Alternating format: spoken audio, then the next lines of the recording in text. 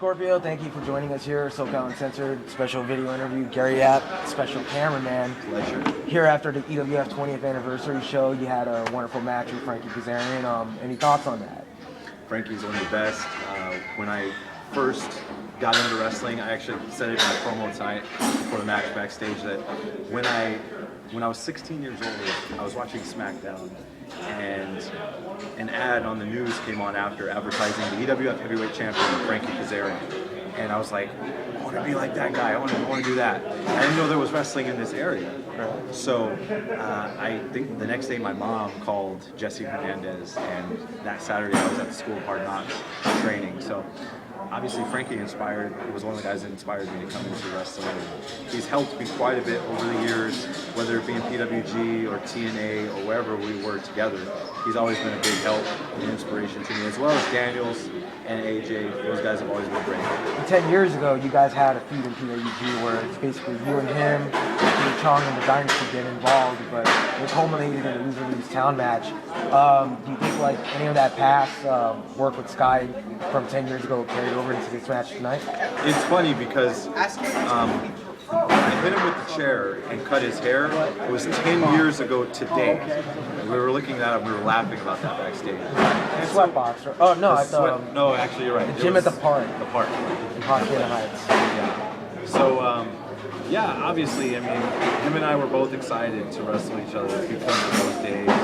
Obviously, like I said, I looked up to him, I revered him, tried to pattern myself after him, especially after I did lose my mask. Right. And to be able to work with him in PWG and in that type of capacity, not just a one-off, to have like a whole feud and have a guy like that put me on an equal level and give me that rub, it meant a lot to me and it helped me quite a bit. So to carry that over to here, already having experience, even though we haven't wrestled each other in 9 years, since 2007 the last time we wrestled, we kind of picked up where we left off. The chemistry was there, and I'm really happy with what happened tonight. Now, getting away from professional wrestling, the main reason why I wanted to do this interview, last time you did an interview with SoCal Uncensored, you were on the verge of making your, I guess, amateur MMA debut. I guess before that you had an unsanctioned fight that you went over with J-Cal, but now I want to go over to fights, your fight career. Let's talk about your first fight, you of MMA. I'm sure this sounds great. Yeah. For those who don't know, you had your first fight. Frank Trigg was actually the referee. Yeah. And there was a weird finish to it. Basically, you had a guy in an armbar. Frank Trigg called the stop to it. And it was ruled a technical knockout, but Technical usually, submission, I think. I remember I watched it the other day. The announcer said technical knockout. Did the guy say scream or anything? I don't know if he verbally tapped out or not, but I know there was a guy that got his arm broken very recently. I've seen that. Around that fight, Yeah. maybe a week or so before that I fight. think it was a show before of MMA actually. Yeah. And in the fighter meetings, you know, they bring all the fighters together before the fights, and they go over the rules. They go over the, you know, the refs come to you. They do this in the UFC as well. The refs come to you and they say, hey, you know, if you get rocked, too bad. You know, we're gonna jump in there. If, you know, let me know if you're double jointed. And those type of things. And one of the things they said was, if you get caught in an armbar and you flatten out, if you're not fighting it, we're going to stop the fight because we're not going to let you get your arm broken like this guy, whoever his name was. I don't remember. I feel bad about that. But, and that's exactly what happened. You know, he swept me and I went straight to the armbar. My corner was calling armbar. So I went straight to the armbar and he flattened out. It was a different angle on the armbar, but it was very dangerous. Not a lot of people know about that type of armbar, and it was very dangerous. And if I pressed my hips continuously, his arm probably would have hyperextended a little. So I think it was the right move to jump in there. I saw the way you had it. You were sort of cranking it, like people like he had his arm in a V. People don't notice, but usually you have your arm bar straight. It wasn't a straight arm bar. It wasn't a straight arm bar, but you could still do damage just by cranking the angle. Pops the elbow. Yeah. Your second fight was in Mansion Fights, I believe. Yes. Ontario, I want to say. Talk about that experience, that fight. That one was interesting. I actually had a little trouble making weight, you know, because the fight was at 170. We weigh in the day of. I walk around in the 80s. For people who don't know, in Camo, the California amateur ranks, you weigh in the day of your fight, whereas professionally, it's the day before. But sorry. Yeah, no problem. That's good to explain. So yeah, as I said, I had a little bit of trouble making weight for that fight. The first cut I had was very easy, but I had done some lifting and I think put on a little bit of size. I don't carry a lot of fat anyway, so I was really just trying to shed those last few pounds of water weight, and I think I got on the scale and I was like 176, and I was like, oh god. Yeah. So I was just like, sauna suit, in the sauna, jogging, doing the whole thing, work, and drained every bit of fluid I had out of me, and finally got to, ended up being like 169. So, because I think the scale was a little light. Right. Really, I was about 171, which they allow you a pound. Yeah. So really, I was about 171, but I think the scale came in a little light. So I made weight, 169. Going into it, I thought the guy was strong. Because, I shook his hand before the fight. He seemed real strong. He's a young guy, and so when you train hard and you train with really good guys, it gives you confidence. And I went to the ring or the cage, and as he walked out, I heard one of my cornermen say, "He doesn't want it. He don't want it."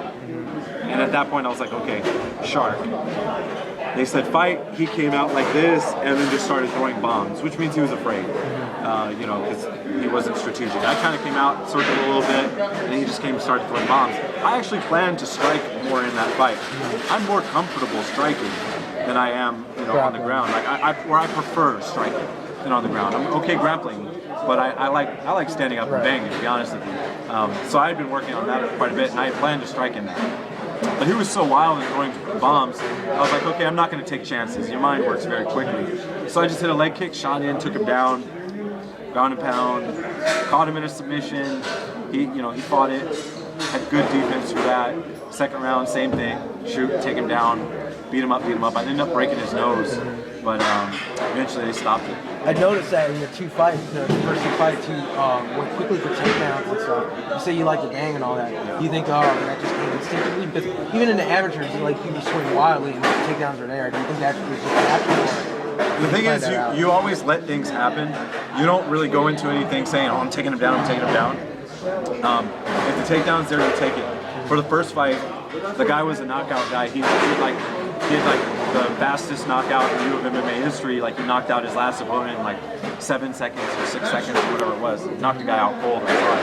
So the game plan for the fight was to actually try to pick him apart, circle, work the jab, throw leg kicks, and then just try to, maybe take him down if it's there, and then really box him in the second round, which was the plan. But obviously we didn't make it to the second round. The takedown was there. He was very strong on the ground, so I was trying to more so just control him than, position before submission. So even before I started landing my ground and pound, you can get swept easily, ground pound. I wanted to make sure my positioning was correct, so I wasn't really going to throw bombs yet. Obviously, I did get swept, but was able to take advantage of it. Yeah, worked to my advantage. And now, your last fight, you lost by decision. Do you feel like anything went wrong for you? Do you feel like you won that fight, or everything went wrong for me? I had actually probably the best camp going into the fight that I had ever had, but the worst personal life experience. I mean, just everything was just falling apart for me at that point. My father passed, and I had, I just broke up with my girlfriend, and just all these life experiences were just kicking my butt. My mind wasn't there. I thought I was there, but once I got in the cage, I kneeled down and I remember looking at the announcing table and thinking, I don't want to be here. And I just clocked out, and I wasn't afraid. I just had a disinterest. I didn't have that competitive edge. It just wasn't there, and I didn't feel, even going into that fight, I didn't feel like my back was against the wall. Every time I stepped in the cage, I felt like my back was against the wall. It's like, I'm this pro wrestler. I have to prove that I'm legit. I have to win. I can't lose. I can't lose. I can't lose. This was the first fight where I was like, if I lose, it's okay. I've already beat 3 guys. I've proved that I'm legit. And you can't go into a fight like that. You can't go into a fight thinking, I can lose. I really didn't find my comfort zone until the 3rd round. At that point, it was too late. I basically fought the whole fight in neutral, and I think most people actually had me winning the fight. The announcers had me winning the fight. A lot of people fans had me winning the fight. And after I was able to look at it, because you're your worst critic, and mentally I was so just beat going into it. I thought I'd lost 30-27. After I went back and watched it, I see what people think. Like, okay, yeah, maybe I won this fight. And I think if I don't get taken down in that second round, I do win the fight. Because I took 0 damage. I inflicted more damage. The first round, clinch, knees, he clearly won the first round. The second round, I landed some pretty good shots on him. The first half of the round was all me with striking. I made a mistake, got taken down, which is something that haunts me still to this day, because even in practice, I don't really get taken down. It's rare when someone takes me down, especially the way he took me down. He shot in, I sprawled. Normally I would circle to their back, either beat them up from the side mount, or just take their back. That's what I would normally do, but again, clocked out. So just shot out, stayed there, gave him a chance to reset, scoop, got the takedown. Even after he got the takedown, though, he didn't do anything with it. Yeah, he didn't do any damage. He didn't land any punches. I actually caught him in an arm triangle. It wasn't a dangerous one. He wasn't really being choked, but I did catch him in that. If you take that out of it, I win the fight. 2 of the judges, one judge obviously had it for me, 29-28, 2 rounds to 1. And then one judge had it for him, 29-28. So he won, gave him the first 2 rounds. And then the third judge had 30-27, which I think was quite a bit of a stretch. But it happens. You learn. So now you're out of MMA, sort of, I guess. Do you have any plans on going back in, or? Absolutely. I do want to fight again, but I decided that because in 2014 and 2015 I was fighting, pretty regularly and training a lot. Because you got to train all the time. There's a lot of training. For people who don't know, like, I was preparing for a fight last year, and even the preparation for that was a lot. So I can imagine, like, you and I probably went through a lot of the same shit, like 2 a days, getting up at 6 a.m., training at 8 in the morning. And sparring. You're fighting every day. Sparring. Well, it depends on which gyms, like. Well, yeah. Some gyms. When you're getting ready for a fight, we were basically sparring almost every day. But no one goes 100% nowadays, though, right? Or you have your. This is the way we did it. We would have light sparring or normal sparring when you first start. Sparring, I guess. We're landing stuff, but we're not trying to kill each other. Probably about 3 weeks, 4 weeks, 3 weeks, 3.5 weeks out from the fight, we're hard sparring. Headgear, big gloves, full takedowns, hard punches, kicks. And then about 2 weeks out, we switched to actually MMA gloves, and we're just not really hard sparring, we're just touch sparring. And then basically no sparring for about the last 6 days before the fight, because you don't want to risk anything. So yeah, I mean, just the sparring enough, fighting every day. And my fights were back to back, meaning I fought, and then 2 months later I fought again. But it's not like pro wrestling, it's not like you have 2 months off. Every week. I mean, you have to train for 2 months for each fight. So I finished one fight, went straight back into camp for the next fight. Boom, boom, boom. So it's a grind. It's like people don't know. Like it's a grind. It's hard. But this year I decided I wanted to come back and really dedicate myself to wrestling. I kind of feel like people forgot about me. Speaking of your wrestling and your MMA, I know one of the promoters you work for, J-Tan, you have MMA. Great guy. I was actually like connected to him sometime because I wanted to fight for his shows, but he seemed to really be pushing your pro wrestling angle. Did any promoters come up to you and they're like, "Hey, you're like this pro wrestler, dude. We want to use that as exposure for our shows," or was he the only one? I got hit up a lot, but you have to be careful because a lot of promoters you can't trust. And the deals. I know Jay is a stand-up guy, and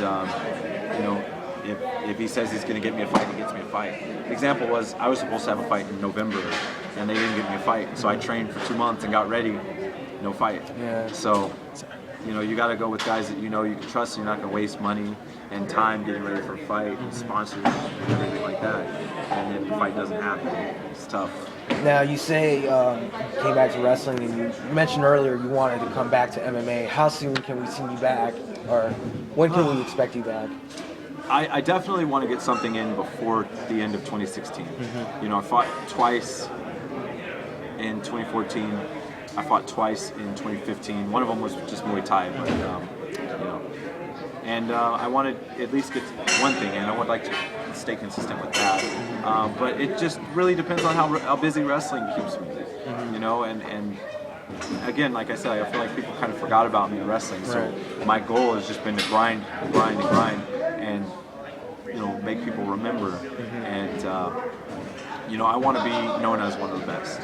You know, I want people to know that Scorpio Sky is one of the top guys, not just in Southern California, but in the country, in the world. I think a lot of people don't know that, and so it's partially my fault for not putting myself out there to make them know. So that's what I'm gonna try to do. Now getting back to professional wrestling, before we wrap this up, you sort of mentioned like not putting yourself out there. You did wrestle for PWG a lot back in the day, and I do know you and Super Dragon have your issues. I don't know what it is. He's never really been specific with me, and I don't know if you watched the B-Boy interview I did with him. B-Boy and I said you were probably the biggest missed opportunity for Super Dragon to create a local star. And you haven't been back, and I know there's supposedly been problems. Do you want to address those issues? There was problems in the past. I don't think there's anything recent that I know of, at least on my side. I know, you know, I've thought about Super Dragon recently a lot, and you know, he did a lot for me early in my career, and he helped me quite a bit, and he didn't have to. And you know, I think that I never really got a chance to say thank you, and we did have our issues, whether it was, you know, I was very young, you know, I was like 18 or something when I started wrestling, and 19 when I started with Revolution Pro and Super Dragon, so I think it was a little bit of immaturity, and you know, not really appreciating what he was doing for me. And so I would like the opportunity to say thank you to him, to his face one day. And I don't know if he'll see this or hear about it. He won't. Yeah, probably not. He's too busy, like at home playing video games and getting ready for Guns N' Roses reunion tour and shit. One day I'd like to see him face to face and actually tell him thank you, because he did do a lot for me. You know, I appreciate it. And as far as PWG goes, you know, I have the utmost respect for PWG, and I would actually like to go back to PWG, you know, and obviously we've had our things in the past, but I think they're a little bit full right now. Don't know if they have room for me, but if the opportunity came, I think I would take that opportunity, because not just because it would benefit me, but it would be a way I can kind of give back to him. And excuse me, another thing about PWG is a lot of people still kind of talk to me and say, oh, we really liked your stuff in PWG. Right. I was still so new and fresh in. That was like the early part of your career. Yeah, and I was still learning in ring. I was learning who I was, and I appreciate it when people liked that stuff, but I feel like I'm so much better now than I was then. You know, it's almost, if you compare it to like the NBA, you've got guys that come in, they're rookie in their sophomore year, and it's like, oh yeah, man, these guys look good. These like Kobe Bryant. Exactly. In his first few years, he was kind of shaky. Yeah, exactly. Became a star. But you see the potential. Yeah. And I think that's kind of how I was in PWG. And now that I'm, if you compare it to the NBA, like I feel like now I'm like a max caliber guy.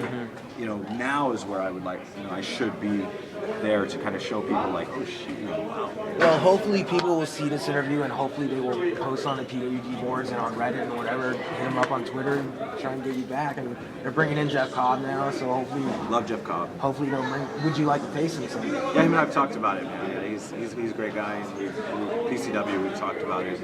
And before we go, PCW June 4th, facing Ryan Taylor. Any words about one of my favorite opponents? You know, him and I, we have that same type of style of striking, and we beat the crap out of each other. And, you know, it's like I like guys that bring that out of me, that athletic type match where it's almost like a fight. And you know, I hope the fans appreciate those types of matches where, you know, it's like a real competition, and you try to make people forget that it's a show. And he helps me do that, and I think we bring the best out of each other. I think it's gonna be a great match. Love PCW. I hope people support it. It reminds me a lot of early PWG, and you know, I hope they do well. All right, and Sky, any last words before we wrap this up? Well, thank you for the interview. I think SoCal Uncensored plays a very important part to Southern California wrestling, and you know, I don't really pay too close attention, but you know, I do see things here and there. I know you're not a big Hollywood fan, but I gotta say, I do think there's feud between you and Peter Avalon is what that company needs. But you know, you speak your mind, yeah, and that's good. And not everyone's gonna like it, and I accept that. Yeah. You know, that's good. I mean, But thanks for not threatening to sue me. No, not at all. I think, you know, I read some of the stuff you've said, and you know, I can understand where you're coming from. I mean, I am a butthead. I admit that. Your delivery is a little is a little intense, but I think I understand where you're coming from. I understand the meat behind the bun, and That's all right. I don't need help. he doesn't need help. No. And you know, I'm on the inside, and I do believe that there's a lot of growth that we could have, and there's definitely things that I'd like to see change as well. But hopefully those things will happen. It'll become a better product, hopefully a little bit more modern, and hopefully people support, and maybe you'll enjoy it one day too. If Dave hires me, I'd love to change that program around. I'd be awesome. You got some good guys. Definitely, there's definitely a lot of good guys, but again, Scott, you are one of the good guys too. Thank you for thank joining you. me. It's in the process right now. Check out scorpiosky.com. It's coming very, very, very soon. We're gonna have some really good stuff on that. And with that, we're out. All right. Oh, my body. Oh my God, my fucking leg.